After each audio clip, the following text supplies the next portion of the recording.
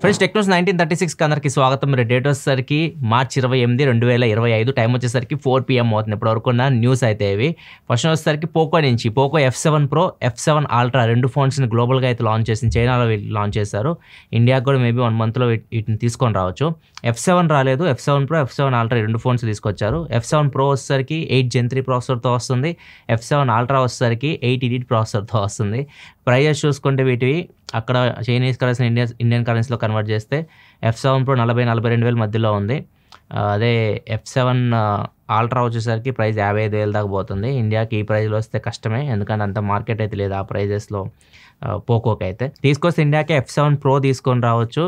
Price 40,000 రూపాయల లోపు తీసుకొని రావచ్చు, 8 Gen 3 ప్రాసెసర్ కాబట్టి. వీటి కెమెరాస్ విషయానికి వస్తే మాత్రం F7 Pro వచ్చేసరికి back side 50 megapixel main camera ఉంటుంది, 8 మెగాపిక్సెల్ వైడ్ యాంగిల్ కెమెరా ఉంటుంది, ఫ్రంట్ 20 మెగాపిక్సెల్ కెమెరా ఉంటుంది, 3 కెమెరా ఉంటాయి. అదే అల్ట్రా వచ్చేసరికి బ్యాక్ సైడ్ మెయిన్ కెమెరా ఉంటుంది, 50 megapixel camera, 32 megapixel wide angle camera ఉంటుంది, అండ్ ఇంకోటి 50 మెగాపిక్సెల్ టెలిఫోటో లెన్స్ కూడా ఉన్నాయి. ఫ్రంట్ వచ్చేసరికి 32 మెగాపిక్సెల్ కెమెరా ఉంటుంది. కాకపోతే రెండిట్లో డిస్ప్లే సేమ్ ఉంది, 6.67 ఇంచ్ డిస్ప్లే 2K డిస్ప్లేతో వస్తుంది. చూద్దాం, ఇండియాకి వచ్చిన తర్వాత మాట్లాడుకుందాం. ఇండియాకి అసలు ఏమేమి తీసుకొస్తారో ప్రజెంట్ అయితే ఏమి ఇన్ఫర్మేషన్ లేదు. ప్రో మోడల్ వస్తుందని చెప్పేసి మాత్రం వాళ్ళు టీజ్ చేస్తున్నారు. అది నిజంగా వస్తారో అదో వెయిట్ చేసి చూడాల్సిందే. OnePlus 13 mini ఫస్ట్ లుక్ బయటకు వచ్చింది. ఇప్పటివరకు మనం రూమర్స్ చూసాం, ఇలా ఉండొచ్చు అని చెప్పేసి. ఇప్పుడు DCS అయితే ఒక ఇమేజ్ లీక్ చేశాడు. ఇది OnePlus 13 mini ఇలా ఉండబోతుంది. వర్టికల్ కెమెరా సెటప్తో వస్తుంది, 2 కెమెరాస్ ఉంటాయి, అండ్ దీనిలో 6000 mAh బ్యాటరీ ఉంటుంది. చిన్న సైజ్ ఫోన్ ఇది, 6.3 ఇంచ్ డిస్ప్లేతో వస్తుంది, 8 EDD ప్రాసెసర్తో వస్తుంది. ఇది జూన్లో రావచ్చు ఇండియాకి. నెక్స్ట్ వచ్చేసరికి ఆండ్రాయిడ్ ఆటో 14.1 అప్డేట్లో ఇప్పుడు గేమ్స్ ఆడుకోవచ్చు. మీ కార్లో ఆండ్రాయిడ్ ఆటో ఉంటుంది కదా, మీకు ఒకవేళ మీ ఇన్ఫర్టైన్మెంట్ సిస్టమ్ టచ్ స్క్రీన్కి సపోర్ట్ చేసింది అనుకోండి, ఇక్కడ 2 గేమ్స్ డెమో కూడా చూపిస్తున్నారు చూడొచ్చు. బీచ్ బగ్గీ రేసింగ్ ఒకటి, అండ్ యాంగ్రీ బర్డ్స్, ఈ 2 గేమ్స్ అయితే ఆడుతున్నారు. ఇది రన్నింగ్లో రావు, మీరు నార్మల్ పక్కగా ఆపుంటారు కదా, వెయిట్ చేస్తూ ఉంటారు కదా, అట్లాంటి టైంలో మీరు ఒకవేళ ఇన్ఫర్టైన్మెంట్ సిస్టంలో గేమ్స్ ఆడుకోవాలనుకుంటే ఆడుకోవచ్చు. ఇది 14.1లో వస్తుంది, బీటాలో ఉంది ప్రజెంట్ 14 నడుస్తుంది. 14.1 రావడానికి టైం పడుతుంది. 14.1 స్టేబుల్లో మీరు ఈ ఫీచర్ చూడొచ్చు. వివో నుంచి వివో X200 Ultra ఈ ఫోన్ని చైనాలో లాంచ్ చేస్తున్నారు. ఇది చాలా ఫ్లాగ్షిప్ ఫోన్, వీళ్ళకి చాలా మంచి స్పెక్స్తో వస్తుంది. అండ్ దీనిలో కెమెరా బటన్ని కూడా యాడ్ చేయబోతున్నారు. యాపిల్తో దీన్ని టీచ్ చేస్తున్నారు. యాపిల్లో కూడా మనకి కెమెరా క్యాప్చర్ బటన్ ఉంటుంది కదా, సేమ్ దాని ప్లేస్లోనే పెడుతున్నారు. దీన్ని కెమెరా ఫంక్షన్స్ ఉంటాయి కదా, క్లిక్ చేసి ఫోటో తీయడం, లాంగ్ ప్రెస్ చేస్తే వీడియో రికార్డ్ చేయడం, జూమ్ అవుట్ చేయడం, ఇట్లాంటి ఫంక్షన్స్ అన్నీ ఈ బటన్కి అయితే ఉండొచ్చు. ఈ ఫోన్ ఇండియాకి తీసుకురావడానికి కూడా ఇండియన్ టీం అయితే ట్రై చేస్తుంది. ఇది ఎక్స్క్లూజివ్ చైనాలో తీసుకొస్తుంటారు అల్ట్రా మోడల్. ఇండియా కూడా తీసుకురావడానికి ట్రై చేస్తున్నట్టు చెప్తున్నారు. అది మరి వాళ్ళు ఎలా నిర్ణయం తీసుకుంటారు, ఇంకా ఇన్ఫర్మేషన్ అయితే లేదు. నెక్స్ట్ వెళ్ళే ముందు డీల్ ఆఫ్ ది డే చూసుకుంటే మౌస్ ప్యాడ్ 89 రూపీస్కి వస్తుంది. యాటంబర్గ్ ఫ్యాన్ ఒకటి ఉంది, 2,299 రూపాయలకి అయితే వస్తుంది. ఇది 35 వాట్ మోటార్తో వస్తుంది, 2 year వారంటీతో వస్తుంది, రిమోట్ కంట్రోల్తో కూడా ఆపరేట్ చేయొచ్చు. అండ్ ఇంకో డీల్ కూడా ఉంది, JBL 3.1 channel sound system 440 watt అవుట్పుట్తో వస్తుంది. డాల్బీ అట్మాస్ కూడా ఉంది. ఇది నార్మల్గా 25,000 రూపాయలు ఉంటుంది.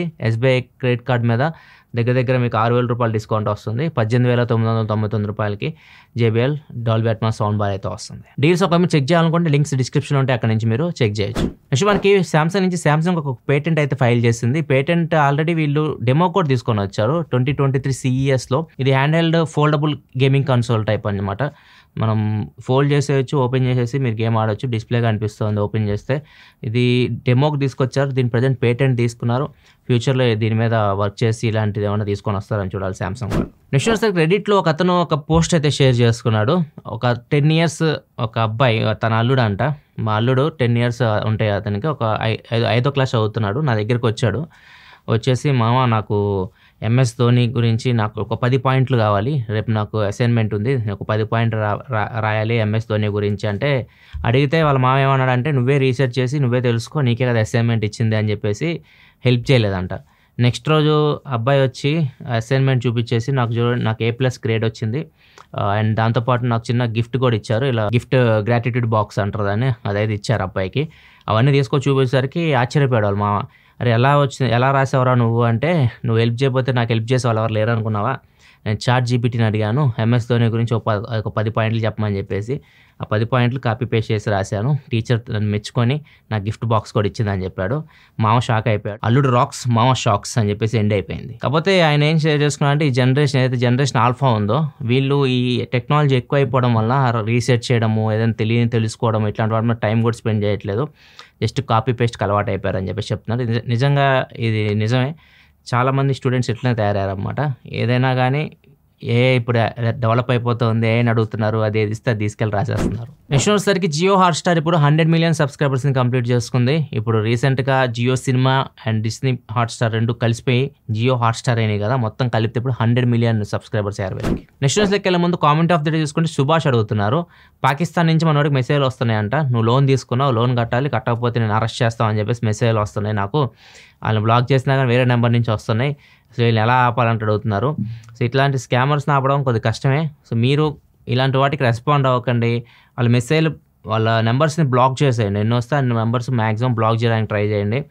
కాల్స్ అయితే మనం ఈజీగా సైలెన్స్ చేయొచ్చు. మీరు వాట్సాప్ సెట్టింగ్స్లో ప్రైవసీలోకి వెళ్ళారనుకోండి, కాల్స్లోకి వెళ్తే సైలెన్స్ అన్నోన్ కాల్స్ అని ఉంటుంది. అక్కడ మీరు దాన్ని ఎనేబుల్ చేస్తే ఏదైనా అన్నోన్ నెంబర్ నుంచి కాల్ వస్తే ఆటోమేటిక్గా కట్ అయిపోతుంది.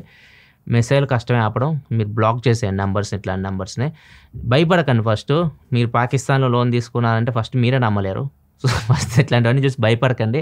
మీరు తప్పు చేయనప్పుడు ఎప్పుడు భయపడద్దు. నెక్స్ట్ మనకి తెలంగాణ ఎలక్ట్రికల్ డిపార్ట్మెంట్ ఒక హెచ్చరిక జారీ చేసింది తెలంగాణ పబ్లిక్ అందరికీ. చాలా మందికి వాట్సాప్ ఇట్లాంటి మెసేజ్లు అయితే వస్తూ ఉన్నాయి. అక్కడ ఈ మెసేజ్లు EB అని కనిపిస్తుంది మొబైల్ నెంబర్ కింద. అందరూ ఏమనుకుంటున్నారు ఎలక్ట్రికల్ బోర్డు నుంచి వస్తుందేమో అనుకుంటున్నారు. వాళ్ళు ఏం చేస్తున్నారంటే మీ పవర్ కట్ చేసేస్తాం, మీరు పేమెంట్ చేయాల్సింది పెండింగ్ పేమెంట్, మరింత వివరాల కోసం ఈ నెంబర్స్కి కాంటాక్ట్ అవ్వండి అని చెప్పేసి 2 నెంబర్స్ ఇస్తున్నారు. సో చాలామంది ఏం చేస్తున్నారంటే ఎలక్ట్రిక్ బోర్డు అనుకొని వాళ్ళు కాల్ చేయడం, వాళ్ళు చెప్పిన నెంబర్స్కి కొట్టేస్తున్నారు, తర్వాత మోసపోతున్నారు. సో ఇట్లా చాలామంది ఎలక్ట్రిక్ బోర్డు దగ్గర కంప్లైంట్ కూడా చేస్తూ ఉన్నారు. ఇట్లా ఎవరైనా మీకు మెసేజ్లు పెడుతున్నారు వాట్సాప్లో, వాళ్ళ మొబైల్ నెంబర్కి పేమెంట్లు వేయించుకునే ప్రయత్నం చేస్తే మాత్రం అస్సలు వేయకండి. మీరు ఒకవేళ పేమెంట్ చేయాలనుకుంటే UPI ద్వారా చేయండి, లేకపోతే వెబ్సైట్ ఉంటుంది TGS PDCL అని చెప్పేసి ఉంటుంది, ఆ వెబ్సైట్ నుంచి అని చేయండి. కానీ ఇట్లా ఎవరికి పడితే వాళ్ళకి డబ్బులు వేసారంటే మాత్రం ఆ డబ్బులు మీకు తిరిగి రావు, మీరు మోసపోయినట్టే.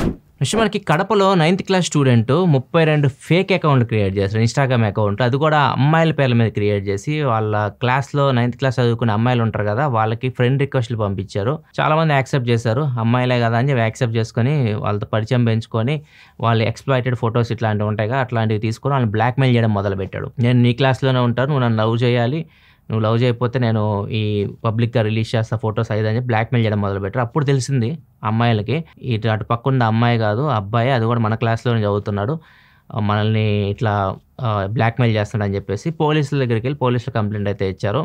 ప్రస్తుతానికి అయితే అబ్బాయిని పట్టుకున్నారు. దగ్గర మొత్తం వాళ్ళు ఏమనుకున్నారంటే ఫస్ట్ ఒక 2-3 అకౌంట్లు అనుకున్నారు. ఒకళ్ళిద్దరు కంప్లైంట్ ఇచ్చింది అమ్మాయిలు. దగ్గర 32 ఫేక్ అకౌంట్లు క్రియేట్ చేసి ఇట్లా చేస్తున్నాడు, అది కూడా 9th క్లాస్లోనే ఈ పనులు చేస్తున్నాడు. ప్రజెంట్ అయితే అబ్బాయిని పట్టుకొని పాక్సో చట్టం కింద కేసు అయితే పెట్టారు. పాక్సో అంటే protection of child from sexual offences. ఈరోజు ఫ్రైడే కాబట్టి చాలా మంది OTT రిలీజెస్ గురించి అడుగుతూ ఉంటారు. OTTలో ఒకవేళ మీరు వీకెండ్ ఎంజాయ్ చేయాలనుకుంటే మజాకా వచ్చింది G5లో, ముఫాసా జియో హాట్స్టార్లో ఉంది, దేవా ఇది హిందీ సినిమా నెట్ఫ్లిక్స్లో అయితే ఉంది. అండ్ ఒకవేళ మీరు థియేటర్లో చూడాలనుకుంటే రాబిన్ హుడ్ రిలీజ్ అయింది, అండ్ దాంతోపాటు ఇంకొక సినిమా కూడా ఉంది మ్యాడ్ స్క్వేర్. సో 2 మంచి సినిమాలే. రెండిట్లో ఏమైనా చూసారా, లేకపోతే ఇప్పుడు OTT సినిమాలు ఏమైనా చూసారా, ఏది బాగుంది, ఏది మీరు రికమెండ్ చేస్తారు మన వాళ్ళకి ఈ వీకెండ్ చూడడానికి, కింద కామెంట్ సెక్షన్ అయితే చెప్పండి. నెక్స్ట్ వచ్చేసరికి ఉత్తరప్రదేశ్ నుంచి, ఉత్తరప్రదేశ్లో బాబు రాధిక అని చెప్పేసి ఒక జంట 2017లో పెళ్లి చేసుకున్నారు. పెళ్లి చేసుకున్న 2 పిల్లలు కూడా ఉన్నారు. ఒక 1 year బ్యాక్ బాబుకు తెలిసింది ఏంటంటే రాధిక ఇంకొక అబ్బాయిని లవ్ చేస్తుంది, అంటే తన వైఫ్కి లవర్ ఉన్నాడని తెలుసుకున్నాడు. అతని పేరు వచ్చేసరికి విశాల్. తెలుసుకున్న తర్వాత వెంటనే పెళ్లి కూడా చేసేసాడు మనోడు. పెళ్లి చేసేసాడు. ఇక్కడ మీకు ఫోటో కనిపిస్తుంది కదా, వాళ్ళ భార్యని లవర్కి ఇచ్చి పెళ్లి చేశాడు. ఇక్కడ బ్లాక్ షర్ట్ వేసుకుంది లవరు, ఆ పింక్ షర్ట్ ఉంది వాళ్ళ ఆయన అనమాట. ఆ లేడీ వచ్చేసరికి వాళ్ళ పెళ్ళాం. సో 2 పిల్లలు ఉన్నారు. నువ్వు అబ్బాయి ఏం చేశాడంటే నువ్వు పెళ్లి చేసుకొని వెళ్ళిపో, పిల్లలు నేను చూసుకుంటా అని చెప్పి మరీ పంపించాడు. తర్వాత అడిగారు మీడియా వాళ్ళు వచ్చి ఎందుకు ఇలా చేసావు అని అడిగితే, ఈ మధ్య ఎక్కువైపోయినాయి, రీసెంట్గా 15 రోజుల క్రితం పెళ్లి చేసుకున్న ఒక అమ్మాయి కాఫీలో విషం పెట్టి మొగుడిని చంపేసింది లవర్తో లేచిపోవడానికి. అండ్ ఇంకొక అమ్మాయి వచ్చేసరికి సుష్మదర్శిని, మన దానిలో చూసే ఉంటారు మీరు, మన టెక్నోస్లో సుష్మదర్శిని సినిమా లాగా చంపేసి డ్రమ్ములో పాతేయడం, ఇట్లాంటివన్నీ చూసిన తర్వాత మనోడు భయం వేసింది. అన్నీ యూపీలో జరిగినాయి అట్లాంటివన్నీ. మనోడు భయం వేసేసి నన్ను కూడా చంపేస్తారేమో అని చెప్పేసి ముందే పెళ్లి చేసి పంపించేసా అని చెప్పేసి చెప్తున్నాడు. ఇప్పుడు ఎట్లా తయారైందంటే సొసైటీ, దీని మీమ్స్ కూడా వస్తున్నాయి. ఒకసారి మీమ్ కూడా చూడండి. ఏంటమ్మా ఇప్పుడు ఏం చేస్తావు? నా మొగుడు చంపి నేను నా లవర్తో లేచిపోతాను. నీ మొగుడు నీకు నచ్చకపోతే కోర్టుకు వెళ్ళి విడాకులు తీసుకొని నీకు నచ్చినోడితో వెళ్ళిపోయే ఆప్షన్ ఒకటి ఉంది, తెలుసా నీకు? ఇట్లా ఉంది పెళ్ళి అంటే. పెళ్లి చేసుకోవాలంటే చాలా మంది భయపడుతున్నారు. తెలియని వాళ్ళని పెళ్లి చేసుకోవాలంటే ఇంకా ఎందుకే డిటెక్టివ్ టీమ్స్ కూడా వస్తున్నాయి అనమాట. డిటెక్టివ్స్ ఇంకా హైర్ చేసుకొని ఎలాంటి వాళ్ళ అబ్బాయి ఎలాంటి వాళ్ళ అమ్మాయి ఎలాంటి వాళ్ళు కూడా రీసెర్చ్లు చేయించుకుంటున్నారు. ఈ ఫ్రెండ్స్ ఇప్పుడు న్యూస్ అయితే అందరికీ advance happy Ugadi and happy Ramzan. మళ్ళీ మనం నెక్స్ట్ టెక్ న్యూస్లో కదా, అప్పటివరకు సెలవు. By, happy weekend.